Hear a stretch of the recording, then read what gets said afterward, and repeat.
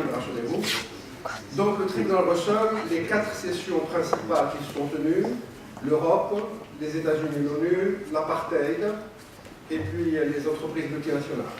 Et je pense que tous ces problèmes ont été évoqués, et tous maintenant revêtent aux yeux de ceux qui nous ont écoutés aujourd'hui, j'espère, une signification et une densité que j'espère ils transmettront autour d'eux et dont ils se serviront en tout cas pour leur lutte au quotidien et leur militantisme.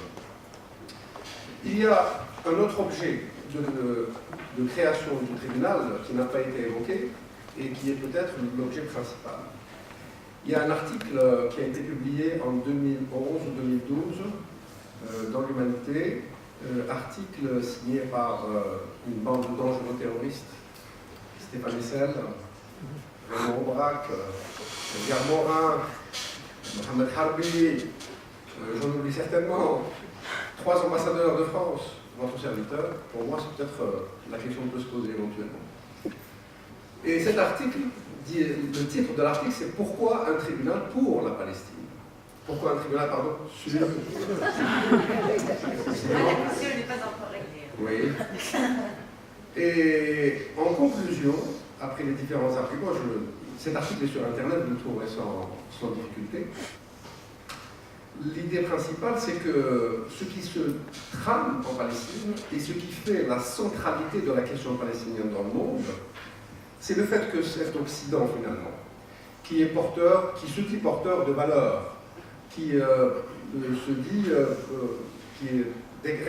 déclame sa volonté de promouvoir la démocratie, les droits de l'homme, les libertés, la justice. Quand l'un de ses membres est en situation d'être pris la main dans le sac, eh bien, il se range comme un seul homme derrière cet élément. C'est le cas typiquement en Israël.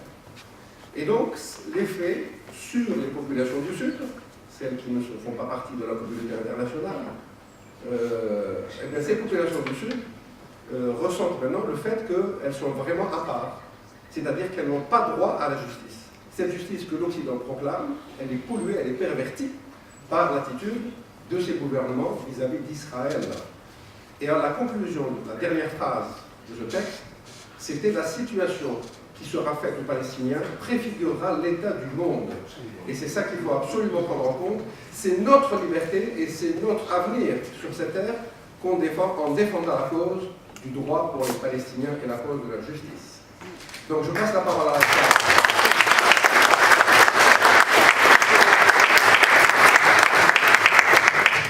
Je passe la parole à la salle. S'il y a des questions, elles sont les bienvenues. Si les gens pouvaient venir à l'estrade pour poser ces questions, parce qu'on n'a pas de micro portable malheureusement.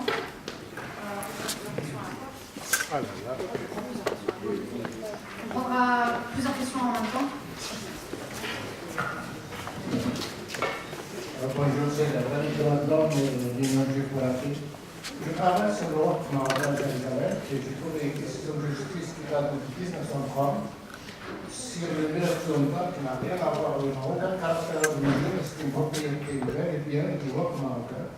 Et je ne comprends pas aucun État, d'ailleurs je suis certain que le Maroc ou dans le pays du Maghreb connaissent cette loi, et personne n'a soulevé cette question durant les négociations sur les Jérusalem. Je n'ai pas bien compris le début en tout cas, excusez-moi. Juste le début. Le début, c'est que je travaille sur l'Europe marocaine de Jérusalem, vous le connaissez. Ah oui, voilà. Je trouve une décision de justice qui date de 1930, que l'Union occidentale, c'est la propriété de l'Europe et qui n'a aucun caractère religieux. C'est vrai, je comprends. C'est une question qui n'est pas très connue.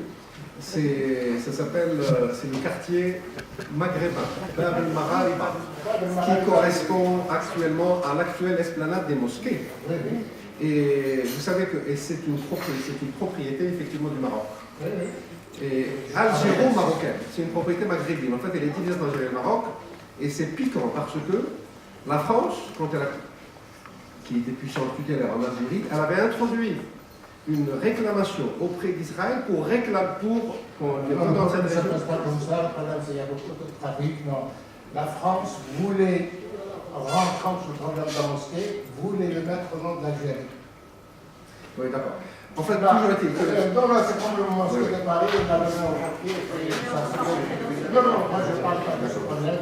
Ça, c'est un problème Non, mais je veux dire, c'était si peu. Je veux dire, c'était un territoire contesté. Non, c'est un texte de loi qui existe, c'est le tribunal britannique plutôt qui a statué là-dessus, et les Anglais le savent. Oui, bonjour. Je voudrais juste évoquer un problème. Quand je ne dis pas, on m'entend pas. Je parraine un prisonnier. Il se trouve que mon prisonnier a eu 16 ans avant-hier, qu'il est en prison depuis 2 ans, que j'ai parlé avec sa maman qui n'a aucune nouvelle de lui depuis son arrestation en pleine nuit, de façon très violente. Il n'a pas été jugé encore depuis 2 ans. Il a été arrêté à 14 ans. Je voulais juste parler aussi, moi, ce qui m'intéresse, il faut bien se spécialiser. Ma spécialité, c'est les enfants. Et je trouve que les enfants de Jérusalem, entre autres, les plusieurs dizaines de milliers d'enfants de Jérusalem qui n'ont pas de statut parce que nés d'un des 2 parents qui n'est pas de Jérusalem. Donc c'est des enfants qui n'ont pas le droit d'exister à Jérusalem. Et bon, on parle un peu des enfants. Voilà, des enfants prisonniers, ils sont nombreux, entre autres le mien. Je lui ai écrit, je ne sais pas du tout, sa maman était très émue de savoir, parce que je suis arrivée à travers Ademir, d'avoir le numéro de téléphone de sa famille. Donc j'ai téléphoné, enfin pas moi, mais on a téléphoné en arabe à la maman qui était absolument émue de savoir que quelqu'un à Paris pensait à son fils et qu'elle ne sait rien de son fils depuis 2 ans. Il était arrêté à 14 ans. Il a eu 16 ans avant-hier. Et c'est qui m'avait donné ces coordonnées. Quand j'avais pris un enfant, j'avais demandé un enfant. Merci. Voilà, je voudrais juste qu'on pense aux enfants. Merci. Une autre question. Je veux juste répondre à ça. Il y a un rapport anglais qui est sorti en 2012, en fait, un rapport qui a été commandité par le ministre des Affaires étrangères, le Foreign and Commonwealth Office à Londres. Un rapport, donc ça a été une visite des plus grands avocats, les plus grands juristes anglais en Israël, en fait, pour parler des problèmes des enfants en prison, de leur procès, de la légalité ou non de leur procès. Ce rapport a été rendu public fin 2012, et ce rapport, pour la première fois, disait qu'Israël était le seul pays au monde, donc parce que souvent on dit Israël comme la Syrie et comme la Corée du Nord, là Israël était le seul pays au monde qui systématiquement torturait les enfants quand ils étaient entre leur arrestation et leur emprisonnement. Donc voilà, c'était juste pour dire à quel point c'était un problème. Les enfants de Jérusalem. Les enfants de Jérusalem aussi. Excusez-moi, mais juste, il y a 2 réactions ici à la tribune. Vous allez poser votre question après, ne vous inquiétez pas. Oui, je voulais dire qu'en tout cas au Parlement européen, la question des enfants israéliens et des enfants prisonniers israéliens est un point qui est un point très très sensible. Alors nous avons obtenu une délégation ad hoc pour aller visiter les prisons palestiniennes qui doivent se dérouler au niveau du mois de mars.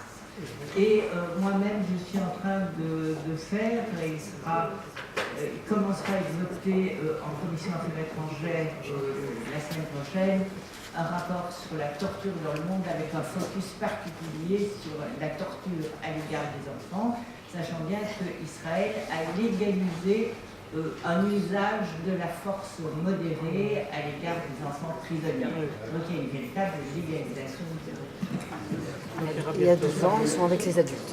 À partir de 12 ans, ils sont considérés adultes. En plus du rapport du gouvernement britannique cité par France, il y avait l'excellent rapport de l'UNICEF sur la question des enfants, etc. On apprend des choses édifiantes. Si vous voulez, quand ça a fait un scandale le jour où tout le monde a su que les enfants palestiniens sont jugés par les tribunaux militaires pour adultes, alors qu'en réponse du gouvernement israélien, c'est la création d'un tribunal militaire pour enfants. C'était en 1997. Alors voilà comment Dans les territoires occupés. Merci, donc monsieur. Oui, ma question c'est, nous sommes en pré-campagne électorale, et comment le tribunal intervient auprès des différents partis politiques pour justement qu'ils se prononcent et que nous-mêmes, nous avons notre travail à faire de notre côté, mais qu'ils se prononcent de façon à ce que ce soit clair et qu'on puisse les réinterpeller là-dessus. Deuxième point, Je crois savoir que l'Église de France prépare un voyage de 2000 jeunes, un voyage en Palestine. N'auriez-vous pas là aussi à intervenir pour interpeller la hiérarchie sur le sens que veut prendre ce pèlerinage pour qu'on sait tout ce qui se passe? Merci. Je continue. Dans la première question, je vais répondre simplement qu'on vient d'expliquer en long et en large que le tribunal a émis ses conclusions et qu'il a, ça s'arrête, son travail de tribunal s'arrête à avoir publié et diffusé les conclusions qu'il a prises sur les travaux qu'il a fait pendant 5 ans. Et donc, par rapport à la question qui est posée, il y a en Europe la Coordination européenne des comités de soutien à la Palestine, qui se réunit et qui s'est encore réunie tout à fait récemment, et qui, elle, est en train de préparer une campagne en direction des parlementaires européens et des candidats aux élections. Mais ça dépendra de chaque pays, évidemment, de se mobiliser à la veille de cette campagne pour interpeller les parlementaires et pour pouvoir conduire à une prise de position de ces parlementaires. Ici, vous avez un exemple magnifique, c'est évidemment Véronique, mais elle, il ne faut même pas l'interpeller, vous savez qu'elle est engagée. C'est la plus engagée de tout le Parlement. Mais donc, il faudrait obtenir qu'on ait des engagements beaucoup plus précis de la part, non seulement des parlementaires, mais des groupes politiques dans leurs engagements par rapport à la Palestine. Et entre autres, vous n'écoutez pas, voilà, je le fais.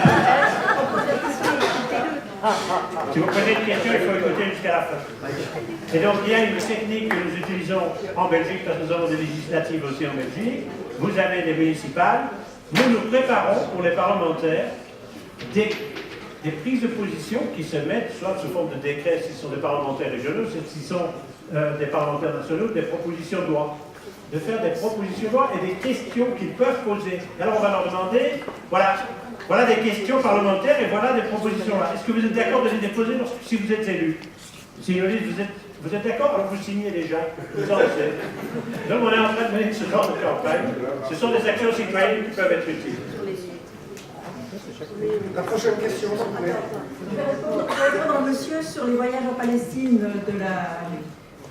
de la hiérarchie catholique. C'est des voyages qui ont lieu tous les 5 ans. Effectivement, il va y avoir 2000 jeunes qui vont partir faire un pèlerinage. Et pour la première fois, cette fois-ci, les organisations telles que le CCFD et le comité et le comité catholique ont entrepris de donner une formation aux jeunes qui vont partir sur le problème du peuple palestinien pour qu'ils ne partent pas juste faire du pèlerinage. Et dans les endroits, comme c'est très décentralisé, dans les endroits en France où le CCFD et le Secours catholique n'ont pas d'antenne qui puisse faire cette formation, ils vont demander à la FPS d'y participer. Donc normalement, ils doivent être au courant dans quel contexte ils vont faire ce pèlerinage. Maintenant, si des gens ont un rapport avec la hiérarchie catholique, les archevêchés, parce qu'ils ne demanderont pas tous, c'est bien de leur signaler cette question. Oui, bonjour, Alima Boumétel-Thierry. Donc, moi je m'interroge sans cesse parce que je vois à travers les différentes associations que je connais toutes les actions qui se mènent. Il y a beaucoup d'actions. Et c'est vrai que la situation et la question palestinienne, je veux dire, est de plus en plus connue. Elle avance dans l'opinion publique et tant mieux, on ne peut que s'en féliciter. Au contraire même, je vois que, y compris la question du boycott évolue, puisque j'ai vu des associations qui avancent, voulaient se restreindre au boycott des produits des colonies, qui aujourd'hui avancent beaucoup plus sur, et ça devient clair maintenant, c'est la question du boycott des produits d'Israël, parce que en tant qu'État colonial et force d'occupation. Mais en même temps, j'ai l'impression qu'il y a un mouvement de recul général sur la question politique. En fait, on a l'impression de plus en plus que les actions politiques ou les interventions politiques sont toujours bloquées quelque part. En 2002, je me souviens au Parlement européen, à cette époque, j'étais au Parlement européen, quand nous avons fait un acte fort, puisque nous avons voté le gel des accords d'association. C'était la première fois, d'ailleurs, qu'en 2002, lorsque je votais le gel des accords d'association, les citoyens se sont accaparés de cette situation, se sont appropriés, tant mieux, puisqu'il y a eu après toute une campagne de boycott. Mais en termes politiques, on a l'impression qu'il y a un tabou qui continue à exister et que les groupes politiques, je ne parle pas des parlementaires en tant qu'individus, Véronique, moi lorsque j'y étais, on était plusieurs en tant qu'individus à vouloir mener des actions et à aller sur place, à faire des actions, mais les groupes politiques en tant que tels ne prenaient pas de position. Alors que faire, quoi, je veux dire, que peut-on faire pour permettre de mener le combat aussi en termes politiques? Et je crois que les élections, par exemple, la ville de Bagnolet, je crois, organise, par exemple, un parrainage avec Marouane Barghouti comme citoyen d'honneur. C'est important. Ça, c'est un acte politique. Je crois qu'il faudrait, c'est l'époque des élections municipales, élections européennes, et je crois que c'est le moment, justement, de mettre au pied du mur les partis politiques, les organisations, les groupes politiques, pour pouvoir prendre des positions claires. Parce que tant que le rapport de force politique n'existera pas, on continuera à piétiner sur des actions citoyennes et ça ne suffit pas. Merci.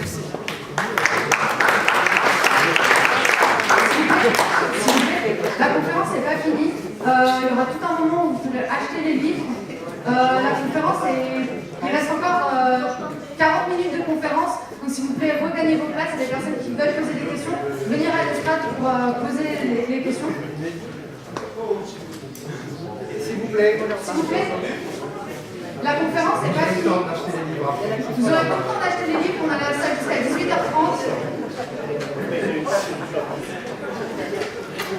Est-ce qu'il y a une question encore? Une question encore avant qu'on répondre. Moi, je voudrais quand même, comme on est un escalier de nos camarades, c'est que sur le plan, le boycott est un acte politique. Le boycott doit amener des attitudes citoyennes qui, par étapes successives, comme c'était le cas durant la lutte aux apartheid, il faut quand même savoir qu'on a démarré le boycott, en fait, par une conférence qu'on a tenue ensemble avec toutes les organisations palestiniennes, des associations israéliennes et toutes les associations européennes. C'était en Espagne, c'était aussi dans le Pays Basque, et c'était il y a 8 ans. C'est il y a 8 ans qu'on a dit, on se lance, et chaque pays va faire l'effort en fonction de la compréhension de son opinion publique. Parce qu'il fallait chaque fois expliquer. Et donc on pouvait admettre qu'il y ait des rythmes différents dans la prise en charge de ce système de boycott. Aujourd'hui, on est arrivé à un stade où eh bien, il y a une espèce de capacité européenne à mener une action conjointe. C'est une action, à ce moment-là, vous êtes dans l'étape politique, parce que vous allez confronter une politique avec des actions que vous menez. Et comme le disait Véronique, c'est clair que le boycott, il doit aboutir à quoi? À ce que les États, à un moment donné, prennent des sanctions. Et durant la lutte pour l'apartheid, c'est ce qui est arrivé. C'est qu'à un moment donné, et rappelez-vous, c'était Claude Cheysson qui était le commissaire européen à l'époque, Claude Cheysson a décidé de prendre des mesures dites négatives et d'autres positives, parce qu'il avait peur. Donc il a fallu qu'il prenne les deux. Et les mesures positives, c'était d'encourager, avec des moyens financiers, chaque fois que les partenaires à la négociation, c'est-à-dire le pouvoir blanc acceptait de commencer à négocier, chaque fois qu'il acceptait un pas dans la négociation, il y avait une récompense, une carotte. Et chaque fois qu'il reculait, il y avait une sanction. Et donc c'était le cas. C'est-à-dire que l'Europe à l'époque a posé ce genre de... Et moi je trouve qu'aujourd'hui, avec ce que le Parlement a poussé, parce que quand on dit le Parlement ne bouge pas sur le plan politique, non, c'est que le Parlement a poussé, la Commission a finalement adopté les guidelines. C'est une étape importante. Et que l'acte politique qui doit accompagner le boycott, c'est d'exiger la cohérence de la Commission et des États européens qui ont pris cette décision finalement. Mais ça marche, puisqu'il y a déjà des pays, clairement, on le sent en Allemagne, on le sent en Hollande, on le voit, qui prennent des mesures précises, concrètes. Vous devez savoir que le consul français, lui, a appelé l'autorité israélienne pour lui dire « Bon, nous voulons savoir et avoir les informations qui nous permettent de savoir comment nous allons aussi conseiller à notre gouvernement de mettre en œuvre les guidelines européennes. » Il l'a fait il l'a convoqué, donc en sa puissance de consul à Jérusalem, il a dit « Donnez-moi tous les renseignements que j'ai besoin pour permettre de faire mon rapport au gouvernement sur ce qu'il doit faire pour être en conformité avec les guidelines européennes. » C'est courageux, et c'est bon que vous le sachiez. Et ce sont des actes politiques, ça, parce que c'est une répercussion. Donc moi, je pense qu'il faut lier, il ne faut pas distinguer le boycott comme un acte simplement citoyen qui n'aurait pas un contenu politique, ce serait un peu regrettable quand même. Et vous dire aussi, hein, vous savez qu'on a fait 17 ans de boycott pour l'Afrique du Sud. 17 ans, on est à la 8e année. Et je vous assure, moi qui ai fait, je peux comparer les deux, j'en étais, on est plus loin aujourd'hui dans l'organisation du boycott, dans l'organisation de la légitimité du boycott qu'on l'a été à l'époque de l'apartheid. Et finalement, le fait que chez vous en France, un gouvernement, c'est pas celui-ci, c'est le précédent, ait pris ces mesures qui étaient d'essayer d'empêcher le boycott, finalement ça aide le boycott. Et je pense que c'est vrai que ça a permis, même aux autres Européens, de se rendre compte qu'on pouvait créer de la solidarité par rapport à ça. Mais vous devez savoir quand même, et moi je suis heureux de savoir que, vous savez, l'axe Bruxelles-Paris, à l'intérieur du tribunal, il a joué très fort parce qu'il y avait une tradition de coopération entre les associations françaises et belges. C'est la même chose aujourd'hui qui permet de dire que dans les actions qu'on mène pour restructurer la coordination européenne du soutien, c'est encore toujours cet axe-là qui est l'axe fort qui permet d'avancer. Sauf qu'il a été rejoint par exemple, ce petit pays extraordinaire qu'est le Luxembourg. Et là, je voudrais quand même, tout à l'heure, Véronique me disait, oui, mais attention, la Roumanie, c'est quand même un ministre socialiste. On tape souvent sur les socialistes. Il se fait qu'en Hollande, le ministre qui a pris ces mesures, c'est un socialiste aussi. Qu'au Luxembourg, le ministre qui a fait toute l'avancée du Luxembourg sur ces questions, c'est aussi un ministre socialiste. Rappelez ça à Hollande, ça l'aidera peut-être.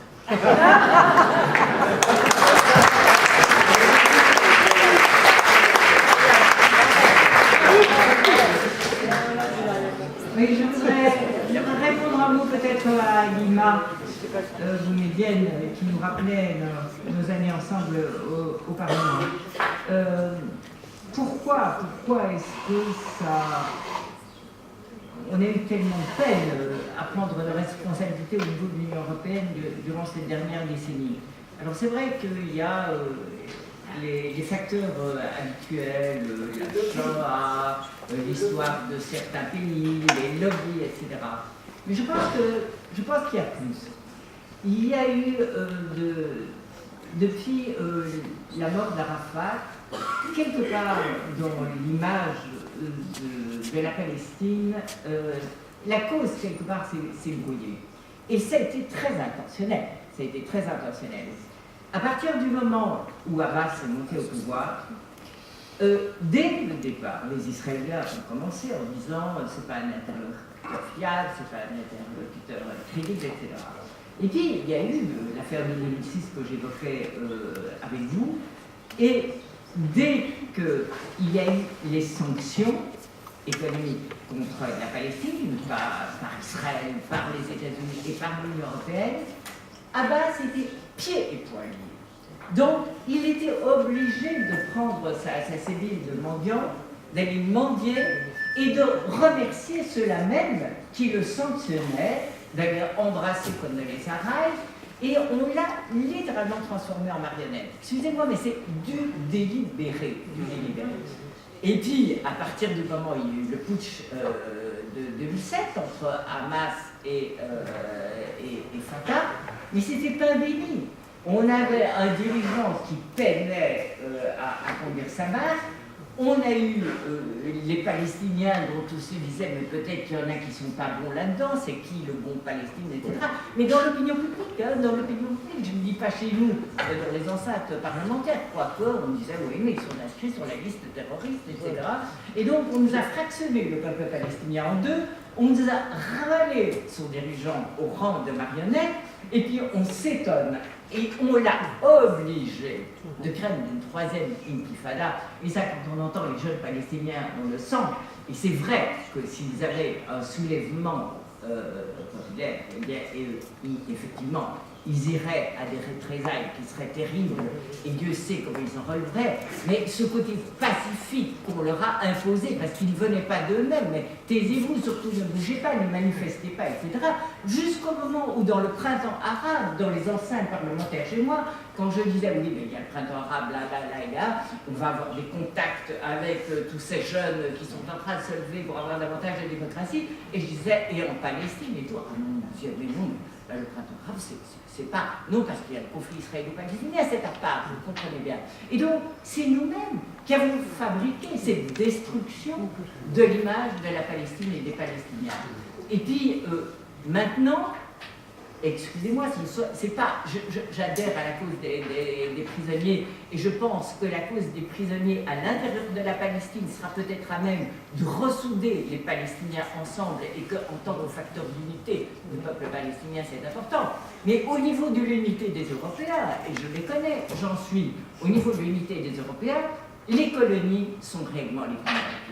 Et on dit que même Mme Merkel ne parvient plus à soutenir les Israéliens quand elle voit, de manière arrogante, cette extension des colonies qui est annoncée à chaque voyage de Kerry ou entre les voyages de Kerry maintenant.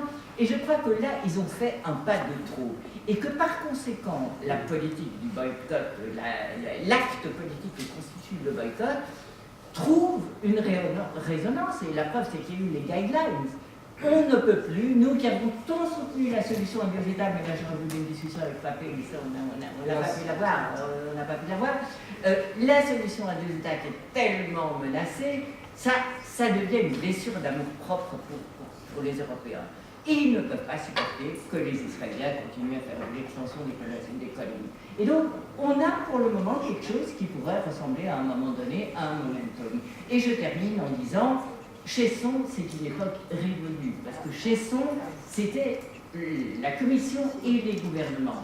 Aujourd'hui, le Parlement a co-décision en matière commerciale. Mettez-vous ça bien dans la tête, ça a tout changé dans le traité de Lisbonne. Ça veut dire que si nous n'avons pas le pouvoir de voter des sanctions économiques, nous avons le pouvoir d'empêcher la signature d'accords commerciaux si nous sommes en majorité. Ce qui nous a manqué avec ACA, c'est que le centre, les libéraux, ont basculé du côté de la droite et ont été littéralement achetés quelque part par les lobbies israéliens. Mais voilà, donc il y a de l'espoir au niveau parlementaire, à condition qu'il soit soutenu par, effectivement, un mouvement au niveau de la société civile qui nous rappelle de temps en temps à nos propres responsabilités. Donc moi, je suis pour une sorte d'adresse sacrée, voilà.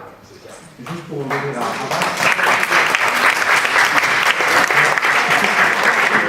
à la situation de Hamas, je songe à ce proverbe juif que cite Uri Avneri, qui dit on peut très bien faire en sorte que le loup et l'agneau négocient ensemble et en tête à tête, à une seule condition, c'est de changer d'agneau tous les jours.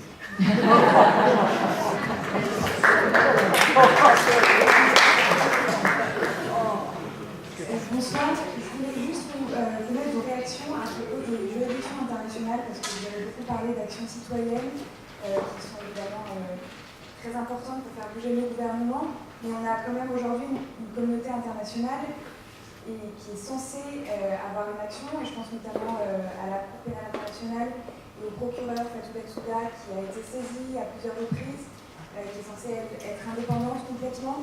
Donc je voulais avoir vos réactions déjà sur ces actions-là, et pour le suivi du tribunal, connaître aussi et si ça fait partie de ce que vous envisagez d'exhorter les juridictions internationales, peut-être même la création d'un nouveau tribunal, j'en sais rien. Mais voilà, il y a une action sur le plan pénal international qui existe, et je voulais connaître vos réactions à ce sujet. Moi j'en ai une question. Moi j'en ai une question aussi. En même temps? Oui. Personne va poser de question, mais moi j'ai une question concernant le droit des réfugiés. Si le tribunal avait caractérisé sur le droit des réfugiés et le droit au retour. Donc tout à fait, il est clair que dans les préoccupations du tribunal, on a parlé tout à l'heure de l'appel qui avait été fait par Angela Davis à la fin pour qu'on crée un événement spécial et un momento spécial sur la question des prisonniers et qu'on se batte, parce qu'il y avait là quelque chose qui peut résonner dans la mesure où il y avait l'ensemble de ces anciens prisonniers qui étaient déjà autour de la table à la conclusion du tribunal. Mais la question du droit au retour des Palestiniens et de cette diaspora, qui constitue réellement le peuple palestinien, parce qu'on a aussi eu cette espèce de capacité de la communauté internationale d'essayer de réduire, en les obligeant à travers des systèmes dits démocratiques de vote, etc., d'identifier que le peuple palestinien, c'est ceux qui sont sur le territoire. Donc là, il y a aussi toute une campagne à mener qui est de rétablir dans leur droit l'ensemble du peuple palestinien, c'est-à-dire celui qui est dans les territoires, celui qui est en Israël et celui qui est dans la diaspora. Et donc ça, c'est extrêmement important, je suis d'accord avec vous, mais le tribunal a évidemment approché cette question-là de manière précise. Par rapport aux instituts, maintenant, par rapport aux démarches qui sont à faire sur le plan juridique et de droit international. Je vous ai cité le cas du droit de la mer, sur lequel on a essayé d'avancer. Pour les autres, vous savez comme moi que l'astuce de Kerry a été d'exiger de Mahmoud Abbas qu'il s'engage, avant d'entrer dans la négociation, à suspendre pendant 9 mois toute démarche qui serait faite par les Palestiniens, État de Palestine reconnu maintenant par les Nations Unies, d'aller à la Cour pénale internationale, d'aller devant les juridictions internationales ou de faire des démarches de reconnaissance dans l'ensemble des associations des Nations Unies, parce qu'il n'y a pas que l'UNESCO, il y a toutes les autres associations où ils peuvent introduire leur demande de reconnaissance ou d'être participants. Et donc c'est clair que là, on a nous dû acter qu'il y avait ce délai, mais vous savez que le délai, il y a déjà 4 mois qui sont passés, et donc les 9 mois, ça va libérer les Palestiniens de cet engagement dans peu de temps, et l'important entre-temps, c'est de voir quels sont les dossiers qu'on peut préparer. Celui de la mer en est un, il y a celui de la Cour pénale internationale, et il y a des juristes qui travaillent. Vous savez, quand les juristes ont été à La Haye pour le mur, il faut savoir qu'autour de la délégation palestinienne, il y avait une série d'éminents juristes de différents pays, dont la France, dont la Belgique, dont l'Angleterre, qui ont contribué à porter la plainte qui était portée par les Palestiniens concernant le mur devant la juridiction de La Haye. Mais c'est un peu dans ce sens-là que nous devons être capables de travailler aujourd'hui, c'est de dire on va devoir mobiliser, et on sait combien ça coûte de faire des types de démarches de type juridique de ce type-là, de payer des experts internationaux pour qu'ils puissent avoir le temps de préparer. Quand vous demandez à quelqu'un comme Madame Chevrier-Gendreau ce que prend comme temps de préparer un dossier juridique qui soit à la hauteur de la discussion qu'on a avec un État en face de soi, qui lui peut mobiliser et payer les juristes du monde entier, eh bien c'est évident qu'il y a un rapport de force qu'il faut établir et qui est coûteux. Vous le savez pour Veolia, nous le savons pour le tribunal, je ne dirais pas les chiffres du tribunal, mais c'est astronomique quand on pense à la fin de tout ce qu'on a été capable d'accumuler pour faire ce tribunal. Je vais vous le dire. Vous savez, quand on prend toutes les dépenses qu'on a faites et toutes les subventions qu'on a reçues, nous avons dépensé 950 000 € en 5 ans. Et on les a collectés. On les a collectés, une grande partie grâce à Stéphane, qui ne le cache pas. On les a collectés. On les a collectés pour un tiers auprès de bailleurs de fonds publics, pour un tiers auprès des militants et pour un tiers auprès d'autres fondations, etc. Mais on les a eus. Donc c'est faisable, c'est possible. Quand on veut le faire, on le fait. Quand on a fait les bateaux, souvenez-vous, il y a eu des collectes d'argent de militants qui étaient extraordinaires pour faire ce travail. Et donc, on est là simplement dans des étapes, aujourd'hui, en mettant en route plan. C'est ça qu'on veut faire. C'est donc répondre à cette demande, de dire quels sont tous les moyens qu'on peut utiliser comme levier pour aller, avec les instruments du droit, mettre la communauté internationale dans l'obligation de confronter Israël et de dire à Israël, c'est ce que disait Véronique aussi un peu tout à l'heure, c'est ce que le Parlement a été capable d'induire, c'est ce que la Commission a tenté de faire, c'est ce que la Commission aujourd'hui est dans. Vous savez, elle est partie, Véronique. Parce que depuis le premier, on est devant ce problème. Moi, j'ai quand même une petite équipe qui fait du lobby là, à Bruxelles, avec Mississippi. Et le problème qu'on a, c'est de les taquiner en disant, alors, où est-ce que vous en êtes dans la mise en œuvre maintenant? Où est-ce que vous en êtes? Et alors, c'est là que j'ai appris par un fonctionnaire qui me dit, oui, mais on est obligé déjà de lâcher du lest, rien que sur le fait que la représentante israélienne qui vient en négociation vient d'un territoire qui est palestinien. Et donc elle ne peut pas y être, et on devrait refuser qu'elle vienne aussi longtemps qu'elle ne vienne pas d'Israël. Et ça fait partie des cohérences qu'on va pouvoir suivre et que les parlementaires vont pouvoir suivre. Évidemment, maintenant le Parlement est en train on va changer de Parlement. J'espère que les gens comme Véronique reviendront parce qu'on pourra directement remettre ça au travail. Mais ce sera tout un travail de lobby auprès des institutions européennes pour les obliger à respecter les propres règles qu'ils ont mis en place. Et c'est ça tout le problème avec l'Europe en général, c'est qu'elle se fixe des règles qui ne sont pas si mal que ça. Mais quand il s'agit de les appliquer, alors là, ils ont des strabismes.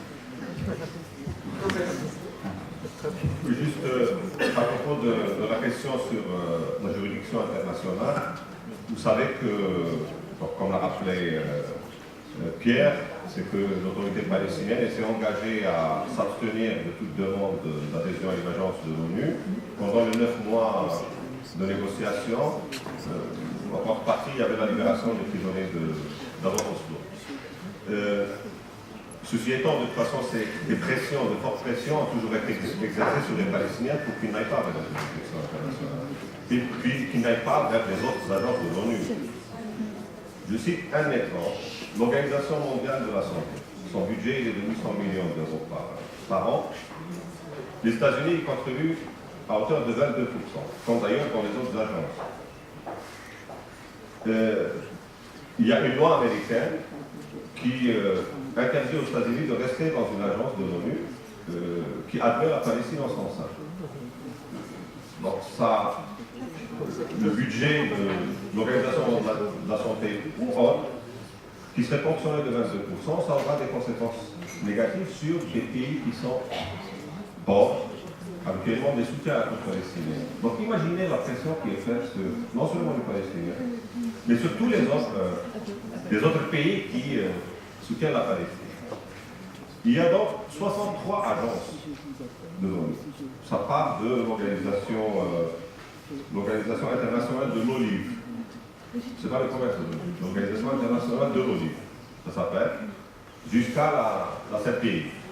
Donc, oui, il y a Chimico, etc.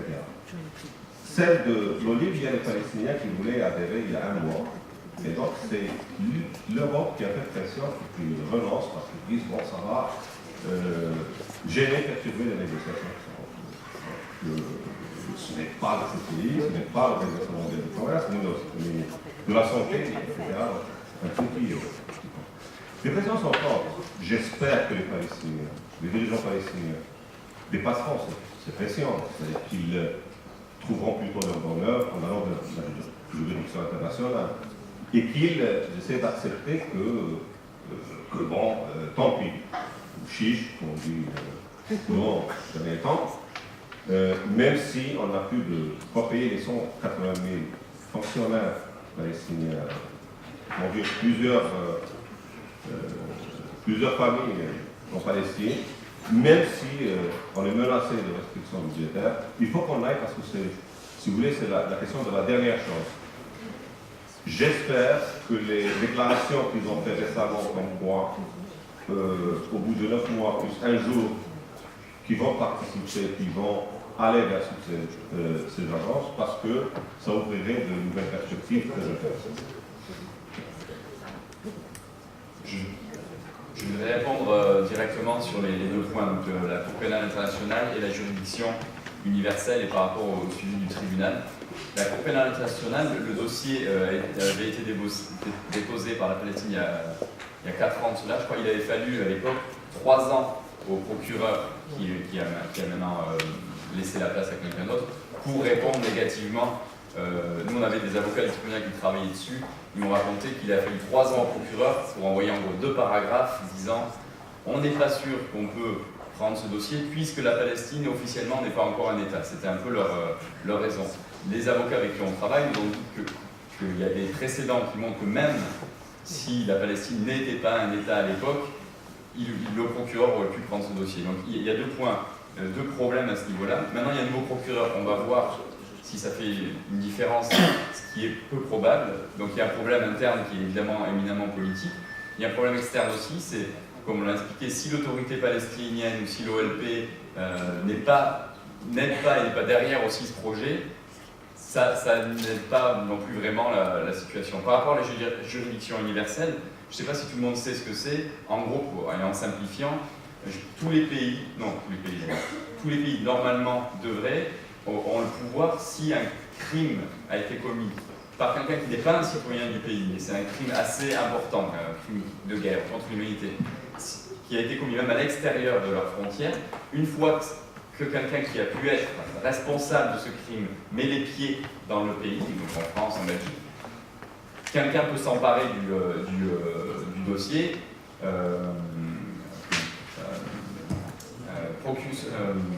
traducteur algérien. Un mandat d'arrêt, on peut officialiser un mandat d'arrêt et peut inclure des poursuites. Alors, par rapport mais ce qui se passe encore une fois politiquement, c'est de plus en plus de pays et de gouvernements ont essayé d'écraser plus ou moins cette loi, qui est une loi internationale. Il y a encore quelques pays qui font quelque chose par rapport à cette loi. Il y avait l'Espagne et la Belgique aussi. Et nous, en Angleterre, principalement, on travaille avec des avocats qui ont travaillé sur le tribunal depuis des années, qui ont monté un comité qui s'appelle Lawyers for Palestinian Human Rights, donc avocats pour les droits du peuple palestinien, qui eux sont derrière les mandats d'arrêt qu'il y a eu en 2006 contre le général Al-Mogh. Je ne sais pas si vous vous rappelez, mais en 2006, le général Al-Mogh n'avait pas pu descendre de l'avion à Heathrow à Londres parce que la police l'attendait dehors. Ce qu'on ne sait pas en fait, c'est que la police, on l'a vu à plein d'autres, avait complètement le droit de monter dans l'avion et de l'arrêter. Mais évidemment, vu que c'est Israël, ils sont restés dehors de l'avion, donc il a pu repartir. Lawyers for Palestinian Human Rights, c'est aussi derrière le mandat d'arrêt qui est contre Livni en 2012, je ne sais pas si vous vous rappelez, où elle devait venir au Royaume-Uni et à un moment elle n'est pas venue parce qu'elle a eu peur de se faire arrêter. Mais même le Royaume-Uni récemment, sous le gouvernement Cameron, où ça avait été commencé sous le gouvernement. Qui c'est qui avait Cameron? C'était Blair? Sous le gouvernement comment ça s'appelle? War Criminal in Chief, Tony Blair. Criminel de guerre en chef. Voilà. Ils avaient commencé à effriter donc cette loi, cette juridiction internationale, ce qui fait maintenant que pour les avocats, il est beaucoup plus difficile. Bon, c'est déjà un travail de fourmi pour les avocats. Il faut qu'ils sachent déjà quand la personne va arriver sur le territoire, il faut qu'ils préparent un dossier béton pour prouver que cette personne a commis des crimes, et il faut qu'avant qu'elle arrive sur le territoire, ils aient donné ce dossier à un procureur qui est validé. Donc c'est déjà très compliqué, et les États les rendent de plus en plus compliqués. À l'époque où Philippe n'avait pas pu atterrir à Londres, c'était Miliband, qui est pourtant un Labour, donc soi-disant de gauche, qui avait dit « c'est invraisemblable qu'une amie et un partenaire ne puissent pas mettre le pied dans le sol anglais, et donc nous allons faire pour que ça ne se reproduise pas ». Donc voilà, mais en tout cas on travaille avec le tribunal, avec ces gens-là. C'est quelque chose de très concret, mais qui est de plus en plus difficile parce que c'est politique évidemment. Merci Franck. Alors, Christiane va conclure cette rencontre. Je vous demande comme une faveur, chers amis, de ne pas quitter la salle après la conclusion de Christiane, parce que j'aurai une faveur à vous demander. Voilà. Bon, écoutez, les conclusions, je crois que chacun peut l'attirer, c'est-à-dire qu'il y a une action à mener, des actions à mener. Je crois que ce qui est intéressant, c'est qu'il y ait des jeunes, beaucoup de jeunes dans cette salle, qui peuvent se sentir motivés. Alors ils peuvent se rapprocher de Taoufik et d'autres gens. Ce que je voudrais quand même dire, c'est mon estime et mon admiration pour les Israéliens, les militants israéliens qui se battent à nos côtés ou de leur côté, parce qu'il leur faut beaucoup de courage. C'est pas du tout drôle en Israël de défendre les causes qu'ils défendent. Ces causes, c'est l'anticolonialisme et l'anti-occupation, qui est une chose inacceptable. L'occupation, c'est simplement inacceptable. Moi, je suis de la génération qui a connu ça. On ne peut que se mobiliser contre ça. Donc ces gens-là sont très peu nombreux, malheureusement. Ils étaient plus autrefois, ils sont de moins en moins nombreux, parce que c'est très dur pour eux, ça dure depuis très longtemps. Donc ce sont, à mes yeux, ce sont des héros. Et je voulais aussi dire à quel point je suis admirative devant l'action qui a été menée par Pierre Galland et son équipe. pour avoir traversé toute cette période et toute cette aventure, je peux vous dire que j'ai une admiration sans réserve pour vous. Et aussi pour les militants bénévoles, etc., un peu partout dans les pays où on s'est retrouvés. Donc voilà, je voulais vous dire ça et vous dire combien on est toujours heureux de venir ici, dans cette belle école des Sciences Po.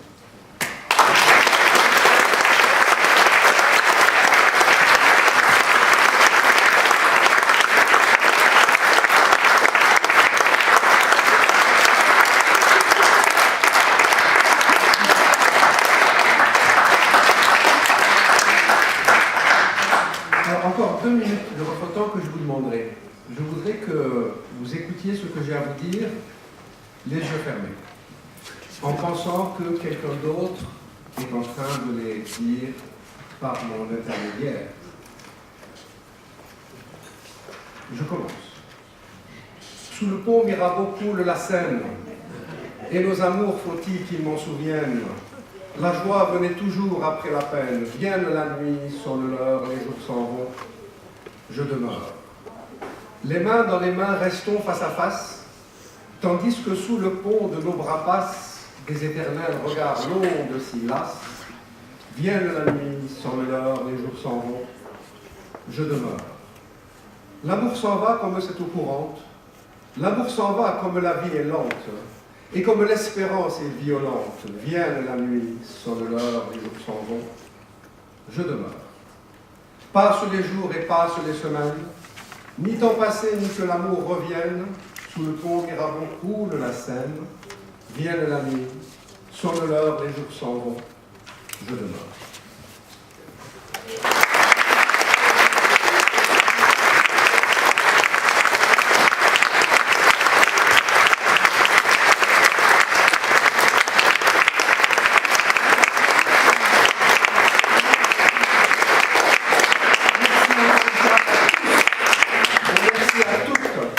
Vous pouvez maintenant acheter des livres, je crois.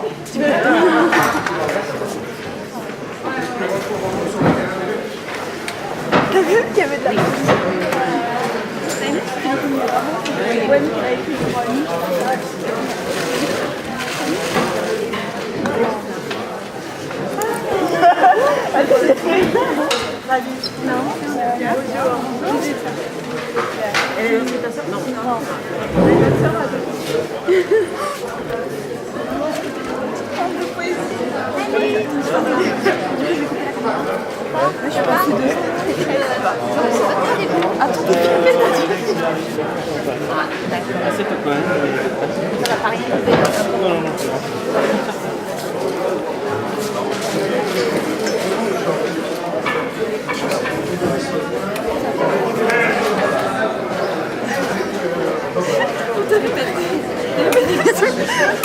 Tu peux arrêter la caméra.